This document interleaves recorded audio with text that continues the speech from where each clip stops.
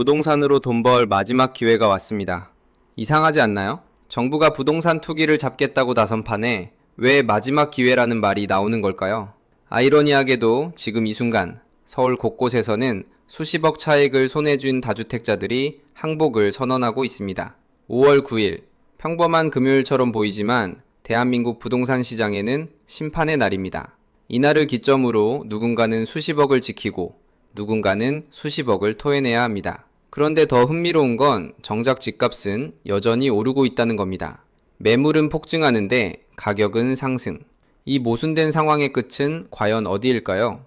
오늘 영상에서는 지금 부동산 시장에서 벌어지고 있는 최후의 탈출 게임을 낱낱이 파헤쳐 보겠습니다. 과연 이번 대책은 다주택자들의 항복을 이끌어낼 수 있을까요?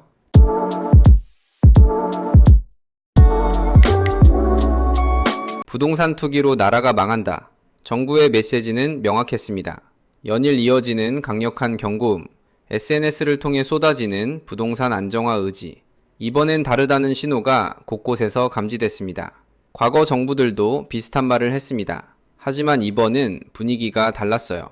단순한 규제 예고가 아니라 구체적인 데드라인과 함께 최후 통첩의 형태로 다가왔기 때문입니다. 특히 주목할 점은 메시지의 일관성이었습니다. 한두 번의 발언이 아니라 지속적으로 반복되는 경고, 이번엔 진짜구나 라는 인식이 시장에 퍼지기 시작했죠. 다주택자들 사이에서는 긴장감이 고조됐습니다. 설마 정말로? 라는 의구심과 이번엔 진짜일 수도? 라는 불안감이 교차했어요. SNS 부동산 커뮤니티는 그 어느 때보다 뜨겁게 달아올랐습니다. 정부의 의지는 분명했습니다.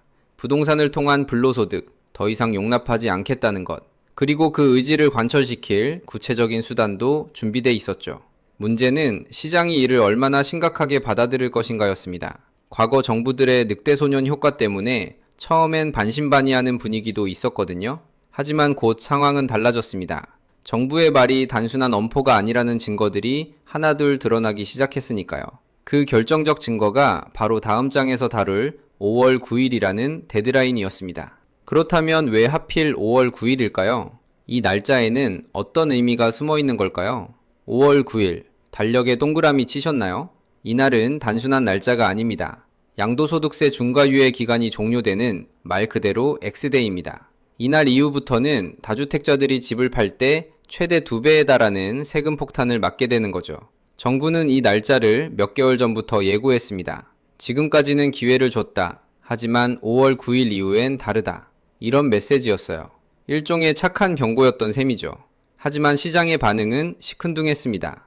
또 연장하겠지. 정부가 감당할 수 있을까? 이런 반응들이 대부분이었어요. 실제로 과거에도 비슷한 데드라인이 여러 번 연장된 전례가 있었거든요. 그런데 이번엔 분위기가 확실히 달랐습니다. 정부는 어떤 추가 연장도 없을 것임을 못 박았어요. 더 이상의 유예는 없다는 말과 함께 이미 최종 결정이라는 점을 거듭 강조했습니다. 시장은 서서히 긴장하기 시작했습니다. 3월 중순을 넘어서면서부터 매물이 조금씩 증가하더니 4월 들어서는 그 속도가 눈에 띄게 빨라졌죠. 혹시 이번엔 진짜인가? 라는 의구심이 빨리 팔아야겠다는 조급함으로 바뀌는 순간이었습니다. 특히 3주택 이상 고유자들의 움직임이 빨랐어요. 이들에게 5월 9일은 그야말로 세금 지옥과 세금 천국을 가르는 경계선이었으니까요. 하루 차이로 수억 원의 세금이 달라질 수 있는 상황이었습니다. 부동산 중개업소마다 전화가 쇄도했습니다. 5월 9일 전까지 팔 수 있을까요? 지금 내놓으면 늦나요? 급박함이 묻어나는 질문들이었죠. 그렇다면 5월 9일 이후 세금이 정확히 얼마나 달라지는 걸까요? 숫자로 보면 그 공포가 더 실감납니다. 숫자는 거짓말을 하지 않습니다. 그리고 지금부터 보여드릴 숫자들은 다주택자들이 왜 공포에 떨고 있는지를 명확하게 보여줍니다. 먼저 평범한 사례부터 볼까요? 시세 차익 10억 원이 발생한 아파트를 판다고 가정해 봅시다. 1주택자라면 양도세는 약 3억 7천만 원 정도입니다. 나쁘지 않죠. 6억 넘게 손에 쥐니까요. 그런데 같은 집을 3주택자가 판다면 얘기가 완전히 달라집니다. 중과세율이 적용되면 세금이 무려 7억 5천만 원, 2배가 넘어요. 10억을 벌었는데 손에 쥐는 건 겨우 2억 5천만 원입니다. 그래도 2억 5천만 원이면 적지 않잖아 라고 생각하실 수도 있습니다. 하지만 여기서 끝이 아니에요. 보유기간 동안 낸 종합부동산세, 재산세, 대출이자 등을 빼면 실제 수익은 더 줄어듭니다. 더 극단적인 사례를 볼까요? 압구정동 한 아파트, 차익이 100억 원 발생했습니다. 일반 세율이라면 세금은 약 50억 원 정도, 50억이 손에 남죠. 하지만 중과세율이 적용되면 세금만 무려 80억 원입니다. 100억을 벌었는데 20억밖에 안 남는 겁니다. 게다가 보유세까지 고려하면 실제 수익은 더욱 줄어들죠. 이쯤 되면 다주택자들의 심리를 이해할 수 있습니다. 차라리 지금 팔자는 게 합리적 선택이 되는 거예요. 5월 9일 하루를 기점으로 수십억 원이 증발할 수 있는 상황이니까요. 특히 주목할 건 실현 차익 개념입니다. 장부상 100억 차익이라도 세금 80억을 내면 20억밖에 못 가져갑니다. 그럼 차라리 지금 80억 차익에 세금 40억 내고 40억 가져가는 게 낫다는 계산이 나오는 거죠. 이런 계산이 퍼지면서 시장엔 묘한 한 현상이 나타났습니다. 차익이 크면 클수록 오히려 더 급하게 파는 역설적 상황이 벌어진 겁니다. 그 결과는 어땠을까요? 서울 곳곳에서 매물이 쏟아지기 시작했습니다. 7.2%, 한 달 사이 서울 전역 매물이 증가한 비율입니다. 고작 7%라고 생각하실 수도 있습니다. 하지만 부동산 시장에서 한 달 새 7% 매물 증가는 결코 작은 수치가 아닙니다. 특히 상승장에서 나타난 현상이라면 더욱 그렇죠. 지역별로 보면 더 놀랍습니다. 광진구와 성동구는 무려 16.5% 증가했어요. 한 달 새 매물이 6분의 1이나 늘어난 겁니다. 이 지역들은 최근 몇 년간 가장 뜨거웠던 곳들이죠. 묘한 줄다리기가 벌어진 겁니다. 그렇다면 이렇게 매물이 쏟아지고 가격까지 내렸으면 당연히 집값이 떨어져야 하는 거 아닐까요? 그런데 지표는 전혀 다른 얘기를 하고 있었습니다. 여기서 놀라운 역설이 등장합니다. 매물은 7.2% 늘었고 초급매까지 쏟아졌습니다. 그런데 서울 아파트 가격은 같은 기간 0.27% 상승했어요. 분명 하락 재료들이 넘쳐나는데 지표는 오히려 오름세를 보인 겁니다. 이게 대체 어떻게 된 일일까요? 핵심은 시간차입니다. 부동산 가격 지표는 실제 거래가를 기준으로 만들어집니다. 그런데 매물이 나온다고 바로 거래가 되는 건 아니에요. 호가와 실거래가 사이엔 시차가 있죠. 전문가들은 이를 후행성 지표라고 부릅니다. 가격 지표는 항상 시장 상황보다 한 발 늦게 따라오는 특성이 있거든요. 마치 큰 배가 방향을 틀 때 시간이 걸리는 것처럼요. 매수자들은 관망 중입니다. 5월 9일 지나면 더 싸질 수도 있다는 기대감 때문이죠. 반면 매도자들은 5월 9일 전에 무조건 팔아야 한다며 조급해합니다. 이런 심리적 불균형은 결국 가격 하락으로 이어질 수밖에 없어요. 그렇다면 전환점은 언제일까요?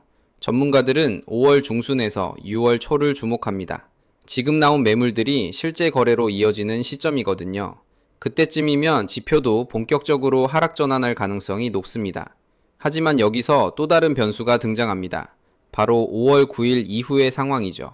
5월 9일이 지나면 어떻게 될까요? 많은 분들이 매물이 더 쏟아지겠지라고 예상합니다. 하지만 정반대 시나리오도 가능합니다. 바로 매물 잠김 현상입니다. 논리는 간단합니다. 5월 9일 전까지 못 판 다주택자들은 이제 어차피 중과세율을 피할 수 없어요. 그렇다면 굳이 지금 급하게 팔 이유가 없다는 심리로 바뀔 수 있는 겁니다. 실제로 과거 사례들을 보면 이런 패턴이 반복됐습니다. 세제 변화 직전엔 매물이 쏟아지다가 막상 시행 후엔 오히려 매물이 뚝 끊기는 거죠. 어차피 세금 낼 거 더 오를 때까지 버티자는 심리입니다.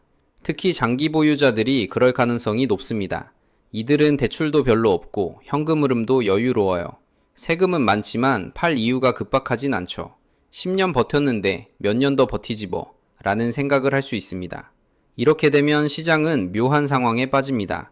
매수자는 더 떨어질 거야 라며 기다리고 매도자는 어차피 못 팔 거 버티자며 버티는 거죠. 거래 절벽이 오는 겁니다. 거래 절벽은 양날의 검입니다. 단기적으론 가격 하락을 막을 수 있어요. 거래가 없으니 가격도 안 떨어지는 거죠. 하지만 장기적으론 시장을 얼어붙게 만듭니다. 특히 걱정되는 건 역선택 문제입니다. 5월 9일 이후에도 나오는 매물은 대부분 급매일 가능성이 높아요. 정말 급한 사람들만 파는 거니까요. 그럼 시장 전체가 급매는 문제 있는 집이라는 인식이 박힐 수 있습니다. 반대로 좋은 매물들은 시장에서 사라집니다. 주인들이 어차피 세금 낼 거 안 판다며 잠가버리는 거죠. 매수자 입장에선 고를 게 없어지는 겁니다. 이런 상황이 몇 개월 지속되면 정부는 다시 고민에 빠질 수밖에 없습니다. 시장이 얼어붙는 건 정부도 원하는 바가 아니거든요. 그래서 나올 수 있는 게 바로 다음 카드입니다. 양도세로 안 되면 다음은 뭘까요? 답은 명확합니다. 보유세입니다. 팔 때 세금 많이 내기 싫어서 안 판다고? 그럼 갖고 있는 동안 세금을 올리면 되지. 이게 정부가 꺼낼 수 있는 다음 카드입니다. 실제로 논의되고 있는 게 공정시장 가액 비율 인상입니다. 현재 65% 수준인데 이걸 80%부터 95%까지 올리겠다는 거죠. 무슨 말이냐면 시세 100억짜리 집을 지금은 65억으로 보고 세금을 매기는데 앞으론 80억, 95억으로 보겠다는 겁니다. 계산해 볼까요? 시세 100억 아파트를 세 채 가진 사람이 있다고 합시다. 현재 공정가액 65억 기준으로 종부세를 계산하면 연 5억 정도 나와요. 이미 부담스럽죠? 그런데 공정가액 비율이 95%로 오르면 세금이 연 12억까지 치솟을 수 있습니다. 2배 이상 증가하는 겁니다. 이 정도면 버티기가 거의 불가능해져요. 여기에 재산세까지 합치면 연간 보유세 부담이 15억을 넘을 수 있습니다. 집 3채 갖고 있는데 세금만 연 15억. 이건 웬만한 임대소득으로는 감당이 안 되는 수준이죠. 결국 다주택자들은 선택의 기로에 섭니다. 지금 팔아서 양도세 폭탄을 맞을 것인가, 버티다가 보유세 폭탄을 맞을 것인가. 둘 다 폭탄인 건 마찬가지입니다. 정부 입장에서 보유세 인상은 매력적입니다. 양도세는 팔 때만 걷지만 보유세는 매년 걷거든요. 게다가 팔든 안 팔든 무조건 내야 하니 더 확실하죠. 하지만 부작용도 만만치 않습니다. 보유세를 급격히 올리면 시장이 패닉에 빠질 수 있어요. 매물이 한꺼번에 쏟아지면서 가격이 폭락할 수도 있죠. 1주택자들까지 피해를 볼 수 있습니다. 그래서 정부는 딜레마에 빠져 있습니다. 강하게 밀어붙이면 부작용이 크고 약하게 가면 효과가 없고 이 균형을 어떻게 잡느냐가 앞으로의 관건입니다. 지금까지 살펴본 상황을 정리해 볼까요? 5월 9일을 앞두고 서울 부동산 시장은 격변기를 맞고 있습니다. 양도세 중과를 피하려는 다주택자들의 매도 행렬, 쏟아지는 초급매, 그럼에도 꺾이지 않는 가격 지표, 그리고 5월 9일 이후 예상되는 매물 잠김과 보유세 인상 가능성까지. 여러분이 다주택자라면 지금이 마지막 탈출 기회일 수 있습니다. 5월 9일 이후엔 양도세 폭탄, 장기 보유하면 보유세 폭탄, 어느 쪽을 선택하시겠습니까? 여러분이 한 주택자 또는 무주택자라면 지금은 관망이 답일 수 있습니다. 5월 중순 이후 본격적인 하락 전환 가능성이 있거든요. 조급하게 움직일 필요는 없습니다. 한 가지 확실한 건 이번 국면은 단순한 규제가 아니라는 겁니다. 세제를 총동원한 구조적 압박이에요. 과거처럼 조금 기다리면 다시 풀리겠지라는 기대는 위험할 수 있습니다. 부동산 시장의 대전환기, 그 한가운데서 여러분은 어떤 선택을 하시겠습니까? 오늘 내용이 도움되셨다면 구독과 좋아요, 알림 설정까지 부탁드립니다. 감사합니다.